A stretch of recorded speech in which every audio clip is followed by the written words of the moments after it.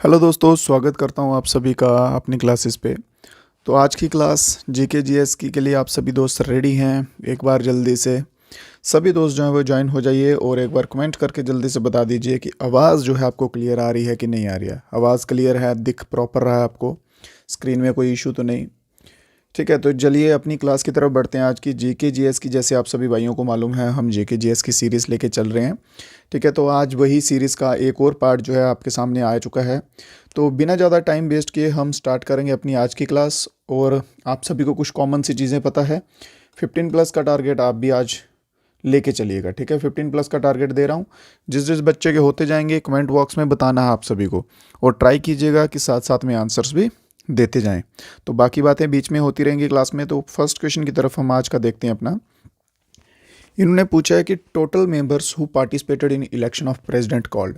President की, राष्ट्रपति की इलेक्शन जो होते हैं, चुनाव होते हैं, उनमें जितने भी मेंबर्स जो हैं वो पार्टिसिपेट करते हैं मेरे भाइयों, उन्हें हम क्या कहते हैं? क्लियर है? क्वेश्चन समझ आ गया है? इंग्लिश में ऊपर पढ़ लीजिएगा और जो कुछ भाई हिंदी वाले हैं वो नीचे पढ़िएगा। ठीक है, क्लियर है यहाँ तक? तो जितने भी लोग जो हैं वो प्रेसिडेंट की इलेक्शन में पार्टिसिपेट करते हैं उन्हें हम क्या कहते हैं? इलेक्टोरल कॉलेज कहते हैं। तो ऑप्शन नंबर बी हमारा यहाँ पे बिल्कुल सही होता हुआ दिखेगा। इसके सिवा प्रेसिडेंट के रिलेटेड एक और क्वेश्चन जो है वो क्या बनता है कि इम्पीचमेंट ऑफ प्रेसिडेंट। ठीक है, क्या क्वेश्चन बनता है? इम्पीचमेंट ऑफ प्रेसिडेंट जो है वो किस आर्टिकल के अंडर होता है? इम्पीचमेंट ऑफ प्रेसिडेंट जो है वो किस आर्टिकल के अंडर होता है मेरे भाइयों? तो ये होता है आर्टिकल नंबर 61 के अंदर। क्लियर है? बढ़ते हैं अपने नेक्स्ट क्वेश्चन की ओर। नेक्स्ट क्वेश्चन क्या कहता है? नेक्स्ट क्वेश्चन क्या कहता है? विच of the following is a capital good industry. Capital goods industry इनमें से कौन सी है? फर्स्ट ऑफ ऑल आप सभी को ये मालूम होना चाहिए कि कैपिटल गुड्स इंडस्ट्री जो है वो होती कौन सी है। कैपिटल गुड्स इंडस्ट्री क्या करती है? वो दूसरे जो इंडस्ट्री के गुड्स होते हैं वो प्रोड्यूस करती है, ताकि जो दूसरे लोग हैं या कंज्यूमर आप जिन्हें कह सकते हैं, वो उनको यूज़ कर सकें या उनकी सर्विस ले सकें। देखिए जैसे सेक्टर होते हैं ना, ठीक है, प्राइमरी सेक्टर, सेकेंडरी, टर्शरी, जैसे जो फोर्थ सेक्टर होता है ना, क्वार्टनरी सेक्टर, ठीक है, उसमें सर्विस जिसमें प्रोवाइड करवाई जाती है।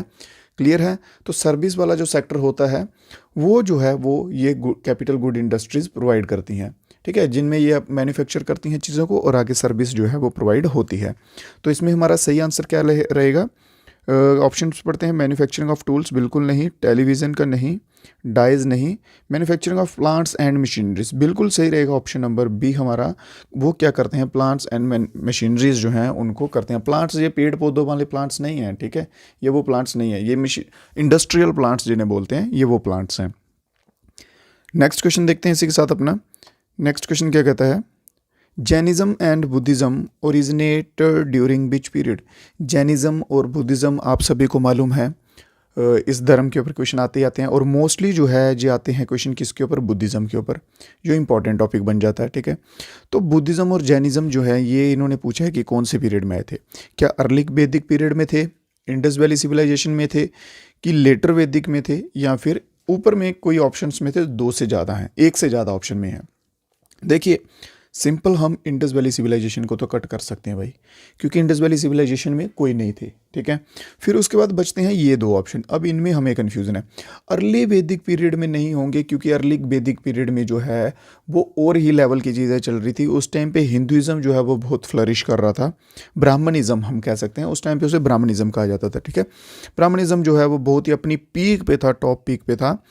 तो उस टाइम भी बुद्धिज़्म नहीं था। फिर उसके बाद जब लोग जो हैं जात पात की चीज़ें होने लगी, ऊंच नीच का होने लगा, फिर उसके बाद बुद्धिज़्म और जैनिज़्म जो है वो आए थे, जिन्होंने इन चीज़ों का फ़ायदा उठाते हुए उनको कवर किया था। क्लियर है? तो अर्ली वैदिक भी नहीं आएगा, तो लेटर वैदिक जो है हमारा बिल्कुल सही आंसर हो जाएगा। जैनिज़्म एंड बुद्धिज़्म जो है वो कब आया था? लेटर वैदिक। जैनिज़्म जो है, जैन, ये किसके द्वारा फाउंड किया गया था? इसके फाउंडर कौन थे? ऋषभदेव। ऋषभदेव। ठीक है, और इसमें जो है तीर्थंकर पूछा जाता है भाई। टोटल कितने तीर्थंकर हैं? 24 तीर्थंकर हैं। टोटल 24 तीर्थंकर हैं, और 24th नंबर के कौन है? महावीर। महावीर 24th नंबर के हैं। और बात की जाए बौद्ध धर्म की, तो बुद्ध धर्म के जो हैं वो फाउंडर कौन है? तो गौतम बुद्धा खुद हैं। ठीक है, कौन है? गौतम बुद्धा जो हैं वो खुद इसके फाउंडर हैं। और गौतम बुद्धा के बच्चों का नाम पूछा जाता है भाई, गौतम बुद्धा के बच्चों का नाम पूछा जाता है कि इनकी एक बेटी थी और एक बेटा था। बेटी का नाम था संघमित्रा, ठीक है, और जो इनका लड़का था, इनके लड़के का नाम था राहुल। संघमित्रा और राहुल, इन दोनों को इन्होंने बुद्धिज़्म प्रमोट करने के लिए श्रीलंका तक में भेजा था। चलिए अगला क्वेश्चन देखते हैं। नेक्स्ट क्वेश्चन क्या, नेक्स्ट क्वेश्चन है कि ओरिया करके नाम से जो प्लेट्यूज हैं वो कौन से राज्य में स्थित हैं। Oriya plateau in state situated in which of the following states, ठीक है, तो किस में है, राजस्थान में जो है वो बिल्कुल सही आंसर रहेगा। ओरिया प्लेट्यू जो है वो राजस्थान में स्थित हैं, ठीक है। राजस्थान में कौन सी डिस्ट्रिक्ट में, सिरोही डिस्ट्रिक्ट में, सिरोही डिस्ट्रिक्ट, सिरोही जिला में जो है वो स्थित हैं। और ये one of the highest plateau हैं कहाँ के, स्टेट के। हाईएस्ट प्लेट्यू हैं कहाँ के भाइयों, स्टेट के हाईएस्ट हैं। क्लियर, स्टेट के हाईएस्ट प्लेट्यू हैं। इसके सिवा बात करते हैं राजस्थान में और नाम आते हैं प्लेट्यू ऑफ मेसा करके, प्लेट्यू ऑफ मेसा आता है एक, ठीक है। फिर इसके बाद प्लेट्यू ऑफ क्रास्का आता है, प्लेट्यू ऑफ मेसा, प्लेट्यू ऑफ क्रास्का, और त्रिकुटा हिल्स तो आप सभी को मालूम होगा, त्रिकुट हिल्स, ठीक है। ये इंपॉर्टेंट नाम है, ये भी जो है वो राजस्थान में आते हैं। अगर इनमें से आपको कोई नाम दिख जाए इन फ्यूचर एग्जाम में तो ये भी आपको राजस्थान इनके साथ भी टिक करके आना है। क्लियर, चलिए बढ़ते हैं अपने अगले क्वेश्चन की तरफ। अगला क्वेश्चन क्या कहता है, from which 5-year plan did the public distribution system become a permanent plan. कौन सा 5-year प्लान था भाई जिसमें पब्लिक डिस्ट्रीब्यूशन सिस्टम जो है वो परमानेंट हो गया था। पब्लिक डिस्ट्रीब्यूशन सिस्टम जो है वो परमानेंट प्लान बन गया था। कौन से नंबर का 5-year प्लान है, और 5-year प्लान भी बताइए, और हो सके पॉसिबल तो डेट भी बताइए कि कौन से ईयर में वो प्लान जो था आया था। तो पब्लिक डिस्ट्रीब्यूशन सिस्टम में होता क्या था कि फूड की सिक्योरिटी देते थे कि भाई फूड जो है वो सभी तक मिल जाना चाहिए। जैसे आजकल क्या होता है कि राशन मिलता है ना, ऐसे बोलते हैं कि डिपू से राशन मिलता है, वैसे ही सेम ये सिस्टम था, ठीक है। तो इसकी स्टार्टिंग जो है वो वहीं से हुई है। तो ये जो है ये आया था 7th 5-year प्लान के अंदर। फिर इसके बाद ऑप्शन ए में क्या दिया हुआ है, 5th 5-year प्लान। तो 5th 5-year प्लान का टाइम पीरियड क्या है, 1974 से लेके 78 तक। क्या है, 74 से 78 तक जो है इस प्लान की ड्यूरेशन जो है वो रही है, ठीक है। और इसका भी मेन फोकस जो है वो किस पे रहा है, गरीबी हटाओ पे रहा है, एम्प्लॉयमेंट पे रहा है, और एग्रीकल्चर बेस पे जस्टिस पे रहा है। 6th 5-year प्लान जो है, 6th 5-year प्लान, हाँ बिल्कुल बिल्कुल सही। तो 6th 5-year प्लान में क्या किया गया था, फैमिली प्लानिंग। अगर पूछ लिया जाए कि 6th 5-year प्लान में क्या किया था, तो फैमिली प्लानिंग कि घर में एक परिवार में जो है वो कितने सदस्य होने चाहिए, कितने आवश्यक हैं, तो वो सब जो है वो 6th 5-year प्लान में किया हुआ था। बढ़ते हैं अपने नेक्स्ट क्वेश्चन की ओर। नेक्स्ट क्वेश्चन क्या कहता है, इस क्वेश्चन को पहले हमें ध्यान से पढ़ना है। इन्होंने क्या बोला है कि इनमें से कौन सी स्टेटमेंट जो है वो करेक्ट नहीं है स्ट्रेटोस्फीयर से लेके, स्ट्रेटोस्फीयर से लेके, ठीक है, ध्यान सुनिएगा। इन्होंने बोला है कि पहला ऑप्शन बोला है स्ट्रेटोस्फीयर जो है वो मेसोस्फीयर के ऊपर होता है। दूसरा बोला है कि इसकी हाइट जो है वो 50 किलोमीटर तक होती है। तीसरा बोला है कि it contain layer of ozone gas, इसमें एक ओजोन गैस की लेयर होती है। और फोर्थ ऑप्शन में बोला है कि ये ऑलमोस्ट जो है फ्री होता है क्लाउड्स में, इस लेयर में जो है वो क्लाउड्स नहीं होते हैं। क्लियर है, चलिए अब एक चीज़ मैं आपको एक ट्रिक बताता हूँ ये सब याद करने की। एक चीज़ लिखिए, trust me in the exam, trust me in the exam, ये एक लाइन लिख लीजिए। अब इससे जो है हम सारी लेयर्स जो है वो याद करेंगे, ठीक है। ट्रस्ट के साथ ट्रोपोस्फीयर आ जाएगी सबसे पहले, एस के साथ एस टी के साथ स्ट्रेटोस्फीयर आ जाएगी दूसरे नंबर, एम ई के साथ मीजोस्फीयर आ जाएगी, आई एन के साथ आइनोस्फीयर आ जाएगा, ठीक है। फिर टी एच के साथ थर्मोस्फीयर आ जाएगा, फिर ई एक्जे के साथ एक्जोस्फीयर आ जाएगा। क्लियर, ये सभी, ये लास्ट में एक्जोस्फीयर आ जाएगा। ये सभी जो है वो लाइन वाइज हो जाएंगे, सीक्वेंस वाइज हो जाएंगे। और इन्होंने पहला ही ऑप्शन क्या दिया हुआ है, it lies above the mesosphere, ये मीजोस्फीयर के ऊपर होता है, बट आप देख सकते हैं ये तो मीजोस्फीयर के नीचे है। तो हमारा ऑप्शन नंबर ए जो है बिल्कुल सही हो जाएगा कि भाई ये स्टेटमेंट जो है ये गलत है कि स्ट्रेटोस्फीयर जो है मीजोस्फीयर के ऊपर नहीं उसके नीचे होता है। तो ये जो है एक लाइन जो है trust me in the exam करके मेरे भाइयों याद कर लेना। अगर ट्रिक ये अच्छी लगी है तो एक बार वीडियो को लाइक कर दें सभी दोस्त, और जो कुछ हमारे साथ भाई नए जुड़े हुए हैं तो चैनल को सब्सक्राइब भी कर दीजिए। तो बढ़ते हैं अपने नेक्स्ट क्वेश्चन की ओर। नेक्स्ट क्वेश्चन क्या कहता है, stone tools found during mesolithic period are generally tiny and called as. देखिए जो मीज़ोलिथिक के टाइम पीरियड में स्टोन्स के टूल मिले थे वो छोटे तो होते ही थे, उनको छोटे तो बोलते थे, उसके साथ हम और उनको क्या बोलते थे, क्या बिफेक बोलते थे, माइक्रोलिथ्स बोलते थे, बिफेक माइक्रोलिथ, या फिर माइक्रो ब्लेड्स बोलते थे। तो उन्हें हम भाई क्या बोलते थे, उन्हें हम बोलते थे माइक्रोलिथ्स। क्या बोलते थे, माइक्रोलिथ। और इनके ऊपर एक और कैसे क्वेश्चन बनता है, उनकी जो है वो हाइट पूछती हैं, ठीक है, कि लेंथ वगैरह उनकी कितनी होती थी, तो 1 to 5 सेंटीमीटर की जो है उनकी लेंथ होती थी। कितनी होती थी, 1 to 5 सेंटीमीटर की उनकी लेंथ होती थी। और वो जो स्टोन्स होते हैं, अगर उनकी एग्जाम्पल में पूछ लें कि कौन कौन से जो स्टोन्स उसमें आते थे, तो एग्जाम्पल में आप चार्ट लिख सकते हैं, चार्ट लिख सकते हैं, उसके बाद एगेट लिख सकते हैं। ये 2 टाइप के आते थे। इसमें क्या होता था कि वो स्टोन्स जो हैं वो बहुत ही शार्प होते थे, छोटे होते थे साइज़ के, और बहुत ही शाइनी टाइप के आप कह सकते हैं होते थे। बढ़ते हैं अपने नेक्स्ट क्वेश्चन की ओर। नेक्स्ट क्वेश्चन क्या कहता है, तो क्वेश्चन आ चुका है एक और सेंसस के ऊपर। 2011 की जनगणना के दौरान इन्होंने पूछा है कि कौन से स्टेट ने रिकॉर्ड किया था सबसे लोएस्ट पॉपुलेशन का, सबसे लोएस्ट पॉपुलेशन का कौन से स्टेट ने रिकॉर्ड किया था। एक आज और आपको नया टॉपिक क्लियर करता हूँ इसके ऊपर, जनगणना के ऊपर। तो सबसे पहले अगर फर्स्ट टाइम अगर बात की जाए तो सबसे पहले जो है वो सेंसस कब हुआ था, 1872 में हुआ था, 1872 में हुआ था। और ये किसके अंदर हुआ था, वाइसराय मायो के अंदर, वाइसरॉय मायो के अंदर जो है ये हुआ था। और ये इनकम्प्लीट था। क्या था ये, इनकम्प्लीट था, ये था इनकम्प्लीट। फिर वो क्वेश्चन कैसे पूछता है एग्जामिनर कि बताइए फर्स्ट कंप्लीट सेंसस जो है वो कहाँ हुआ था, कब हुआ था। तो फर्स्ट कंप्लीट सेंसस जो है वो कब हुआ था, तो 1881 में जो सेंसस हुआ था ये हुआ था भाई हमारा कंप्लीट सेंसस। कौन सा सेंसस, कंप्लीट सेंसस जो है ये 1881 में होता। सबसे पहले कहाँ कब हुआ था, 1872 में। और ये इनकम्प्लीट रहा था, किसके द्वारा किया गया था, वाइसराय मायो के द्वारा। और फर्स्ट कंप्लीट जो है ये 1881 में हुआ था। और अब हम अपने यहाँ क्वेश्चन की तरफ। तो इन्होंने पूछा कि सबसे लोएस्ट पॉपुलेशन के बारे में। तो सबसे लोएस्ट पॉपुलेशन जो मेरे भाई थी वो किसकी थी, सिक्किम की थी। तो ऑप्शन नंबर सी हमारा बिल्कुल सही आंसर आ जाएगा। अगर बात कर लें सिक्किम के बाद किसकी थी भाई, तो सिक्किम के बाद दूसरे नंबर पे जो है वो मिज़ोरम था। कौन सा था, मिज़ोरम था। और अगर तीसरा नंबर भी पूछ लें तो अरुणाचल प्रदेश, अरुणाचल प्रदेश जो है वो तीसरे नंबर पे बिल्कुल सही था। ठीक है, क्लियर है यहाँ तक, किसी भाई को कोई डाउट तो नहीं। अगर कोई डाउट रह जाता है इसके बाद भी भाई तो कमेंट बॉक्स में आप बता सकते हैं, आपको आंसर जो है वो डेफिनेटली मिलेंगे। तो बढ़ते हैं अपने नेक्स्ट क्वेश्चन की ओर। कौन से मुगल एम्पायर को जिंदा पीर जो है वो कहा जाता था। क्या क्वेश्चन आया है भाई, जिंदा पीर जो है किसे कहा जाता था, तो औरंगजेब जो है बिल्कुल हमारा सही आंसर हो जाएगा। औरंगजेब को जिंदा पीर कहा जाता था। क्लियर है, किसको कहा जाता था, औरंगजेब को। बढ़ते हैं अपने नेक्स्ट क्वेश्चन की तरफ। बाकी देखिए एक चीज़ आपको बता दूं, जो ये मेडिवल हिस्ट्री है ना, अब चांसेस रहेंगे कि मेडिवल हिस्ट्री से जो है वो क्वेश्चंस जो हैं वो आपको कम कम देखने को मिलेंगे। क्योंकि मेडिवल हिस्ट्री का जो मुगल्स वाला पीरियड है, मुगल वाला पीरियड जो है वो आप सभी को मालूम होगा कि ये रिमूव कर दिया हुआ है एनसीईआरटीज़ में से। तो आप एक्सपेक्ट कर सकते हैं कि इसमें ज़्यादा क्वेश्चंस आपको नहीं देखने को मिलेंगे। हो सकता है कोई एक आधा इक्का दुक्का जो आपको देखने को मिल जाए। तो अगला क्वेश्चन हमारा क्या कहता है, who was responsible for causing the partition of Bengal. Bengal का जो भाई विभाजन हुआ था उसके लिए जिम्मेदार जो है वो कौन है।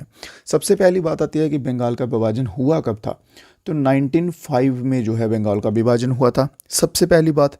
ठीक है, फिर बात आती है कि किसके द्वारा हुआ था, वही कि पार्टीशन के लिए जिम्मेदार कौन है, तो कर्जन जो है इसकी वजह से जो है ये पार्टीशन हुआ था। कर्जन को जो है वो जिम्मेदार कहा जाता है कि बंगाल के विभाजन का जिम्मेदार ये है, तो कर्जन को ठहराया जाता था जिम्मेदार। बट एक ऐसा व्यक्ति भी था हार्डिंगे करके, हार्डिंगे 2 करके, जिसने पार्टीशन एक बार कैंसिल भी किया था। पार्टीशन एक बार विभाजन जो है इसको कैंसिल भी किया था कि नहीं होगा। क्लियर है, अगर पूछ लें कि ऐसा कौन सा था भाई व्यक्ति जिसने पार्टीशन कैंसिल किया था, तो हार्डिंगे 2 करके आएगा, हमारा आंसर बिल्कुल सही आएगा।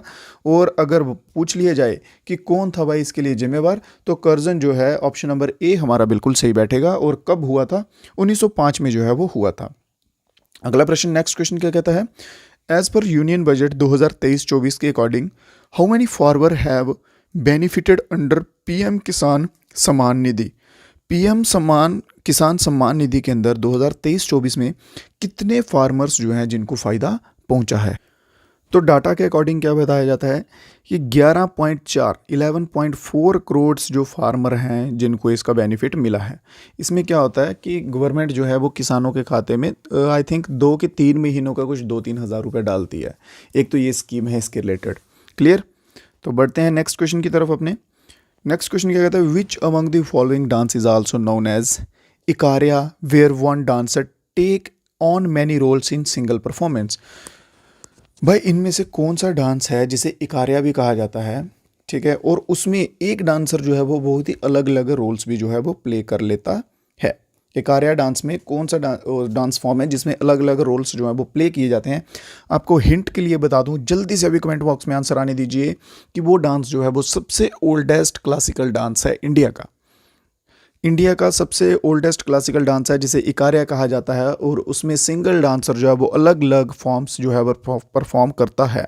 जल्दी से कमेंट बॉक्स में आंसर बता दीजिए जल्दी से सभी दोस्त कि कौन सा रहेगा। बिल्कुल सही मेरे भाई, भारतनाट्यम जो है ऑप्शन नंबर सी जो है बिल्कुल सही रहेगा। कौन सा? Bharatanatyam, option number C. और भारतनाट्यम है कहाँ का? भारतनाट्यम है तमिलनाडु का। कथकली यहाँ पे दिया हुआ है, कथकली कहाँ का है? कथकली है केरला का। फिर उसके बाद कथक है यूपी का। कुचिपुड़ी है आंध्र प्रदेश का।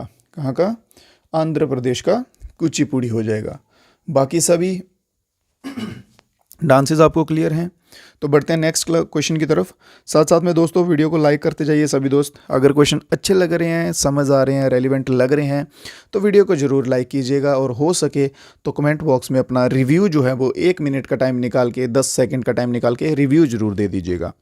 तो इसी के साथ बढ़ते हैं अपने नेक्स्ट क्वेश्चन पे।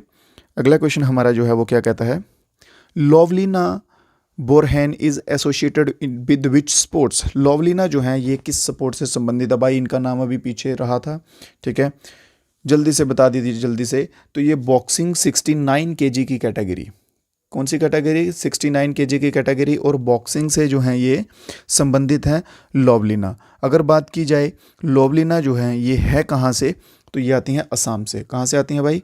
असम से जो है ये आती हैं लोवलिना। क्लियर है। और बढ़ते हैं अपने नेक्स्ट क्वेश्चन की ओर। इसी के साथ नेक्स्ट क्वेश्चन क्या कहता है, which economic concept refer to the total value of goods and service produced within a country border in a specific time period. वह कौन सी एक आर्थिक, मतलब कह सकते हैं आपकी एक टाइम पीरियड है जो कि देश के अंदर, जो देश की बॉर्डर सीमा के अंदर जो चीज़ें बनती हैं, उत्पाद होता है चीज़ों का, ठीक है, उनकी जो कुल मूल्य, कुल वैल्यू, जो टोटल वैल्यू होती है उसको निर्धारित किया जाता है। वो किसके द्वारा किया जाता है? GNP, gross national product? नहीं, बिल्कुल नहीं होगा ये, ठीक है। फिर उसके बाद नेट नेशनल प्रोडक्ट हो गया, नेट डोमेस्टिक प्रोडक्ट हो गया। नेट नहीं आएगा, ये ग्रॉस में आएगा क्योंकि ये पूरा होता है, ठीक है।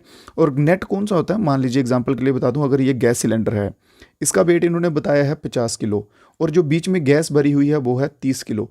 तो अगर ग्रॉस पूछेंगे तो ग्रॉस होगा 50 किलो, ये पूरा आ जाएगा। अगर उन्होंने पूछेंगे नेट तो नेट आएगा 30 किलो, ठीक है। इसी तरह ये ग्रॉस की कैटेगरी में आएगा। और ग्रॉस डोमेस्टिक प्रोडक्ट, हाँ, तो जीडीपी जो है, जीडीपी के अंडर जो है ये इसकी मिनिमम टाइम पीरियड के अंदर जो है इसकी वैल्यू जो है वो आप कह सकते हैं सेट होती हैं। तो कौन सा ऑप्शन नंबर रहेगा? ऑप्शन नंबर बी हमारा बिल्कुल सही आंसर रहेगा। नेक्स्ट क्वेश्चन देखते हैं इसी के साथ। The Tappu dance from Arunachal Pradesh is performed by members of. Tappu dance जो है भाई ये कौन सी ट्राइब के मेंबर्स के द्वारा परफॉर्म किया जाता है? तो टप्पू डांस जो है ये आदि ट्राइब के मेंबर्स के द्वारा परफॉर्म किया जाता है। टप्पू डांस आदि ट्राइब के मेंबर्स के द्वारा किया जाता है। ये कहाँ की ट्राइब है? ये अरुणाचल प्रदेश, हाँ ये इधर दिया हुआ है, ठीक है। तो ये अरुणाचल प्रदेश की जो है वो ट्राइब है। क्लियर है, अरुणाचल प्रदेश की ट्राइब है। इसके सिवा ये भी देख लेते हैं लगे हाथ, मुंडा ट्राइब। मुंडा ट्राइब कहाँ की है? मुंडा ट्राइब है झारखंड की है, बिहार में भी पाई जाती है, और कुछ पार्ट इसका उड़ीसा में भी है, मुंडा ट्राइब का। फिर उसके बाद बात करते हैं सेकंड ऑप्शन दामोह ट्राइब की, तो ये गुजरात में है। कहाँ पे है भाई? गुजरात में है। फिर तीसरे साइड पे बात करते हैं तो ये ट्राइब जो है ये राजस्थान में पाई जाती है। राजस्थान में जो है ये ट्राइब पाई जाती है। तो ऑप्शन नंबर इसमें हमारा कौन सा सही रहेगा? ऑप्शन नंबर डी जो है बिल्कुल सही रहेगा। अगला क्वेश्चन देखते हैं भाई ना, गोवा में क्या है कि एक थैंक्स गिविंग करके एक फेस्टिवल मनाया जाता है।